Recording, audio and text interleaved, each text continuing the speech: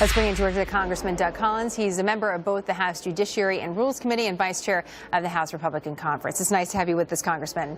Great to be with you. How's everything fine? A simple question and earnestly asked, what did you think? What did you think of this briefing? Well, I think he was a briefing in which he came. He repeated basically what he told, from my understanding, to the Senate yesterday. He wrote the memo. He didn't go into a lot of depth about that. I think it was the repeating of the decision that the president that he felt like was going to fire Comey. He just said that it confirmed that he wrote that decision. But I think he also did something else. I think he gave, at least for me, he gave the assurance that Director Mueller is going to have full control to actually take over this investigation and go where it may lead. And even he said he was willing to be in all parts so that there's no confusion, that there is one control over the Russia investigation. It's going to be former Director Mueller, and that should give assurances to the folks on Capitol Hill and to the people in the country that this is being properly investigated both in the executive branch and on Capitol Hill. Congressman, I want to direct our viewers to what we're quoting at the bottom of the screen there. We do have some of what the Deputy Attorney General said to you all today, and so we're quoting it. And I just want to quote a little bit more from what we've learned about what he said to lawmakers. He said, "I thought the July 5th press conference was profoundly wrong," speaking about Comey, "and unfair both to the Department of Justice and Secretary Clinton.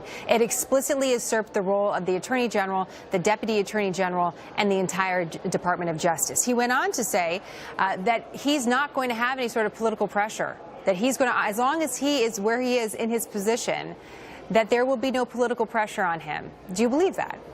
I do. I mean, otherwise they're calling him a liar. And I think what you have to look at here is he's honestly said, I want to do my job. We've got to come back to a point in not only this city but across the country and just believe people are willing to do the job that they say they're going to do. And I think, I mean, his comments reflect a lot of our comments that of inappropriateness maybe of some of the previous Comey issues from last year. But I think I believe the acting Attorney General. I believe him when he says that he's going to be without political pressure. I believe that they're honestly looking for the results and just let the facts lead where they may. Let me ask you about that then as we just finish up here. It's important because you were able to see him in person and get a feeling of what it was like inside the room, and most of us were not. And so I'm curious if you could describe this to our viewers. Where did you start the week, Congressman, and how do you feel about it now on Friday, having played out the last 5 days of this controversy swirling about the Justice Department, the FBI, and the Trump administration?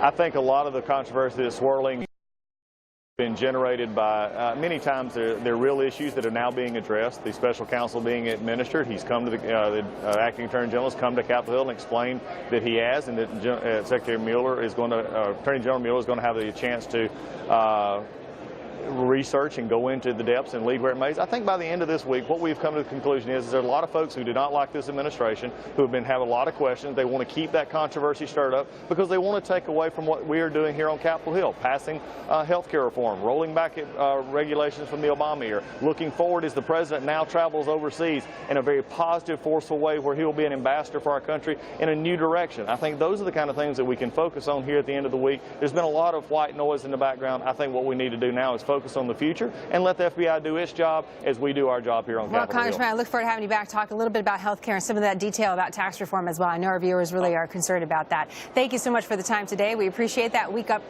roundup, if you will. That was great for us. We appreciate it. Great show. Appreciate it. Thank you.